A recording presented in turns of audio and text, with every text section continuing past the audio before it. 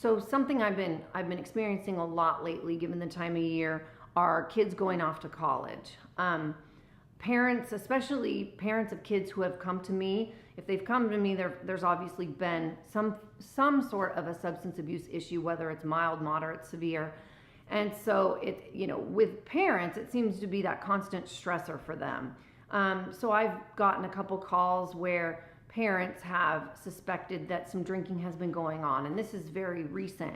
And so they're reaching out to me as to, what should they do? What can they do? As hard as it may be to hear, there isn't a whole lot that they can do. I ask, if you found out that he or she was drinking right now, would you stop them from going to college? And the answer is usually no. So therefore, there's really not much to do about it right now. And one of the things that I try to tell parents is, there's not going to be any severe addiction, alcoholism, drug addiction that's going to go on without your knowledge.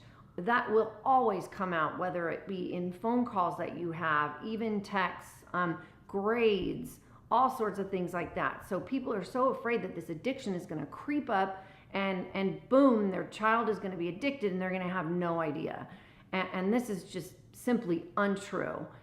Anybody who's an involved parent, that is not going to happen to.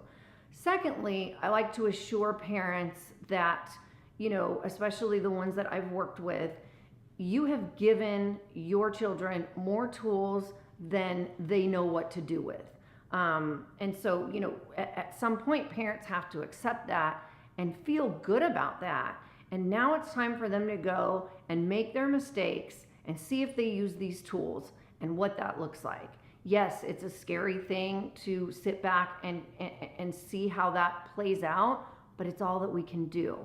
Some people want to have, some monitoring while they're in college, go to the lab and drug tests and things like that. In severe cases, I understand that completely. College is expensive, and who wants to go and blow a bunch of money on somebody who is not taking it seriously or who isn't going to class and who's using instead?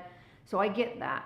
But in a lot of these cases where there's been some, underage drinking or minor marijuana use, at some point it's the time that we let them go and see what happens. See if they mess up and see what they do about it.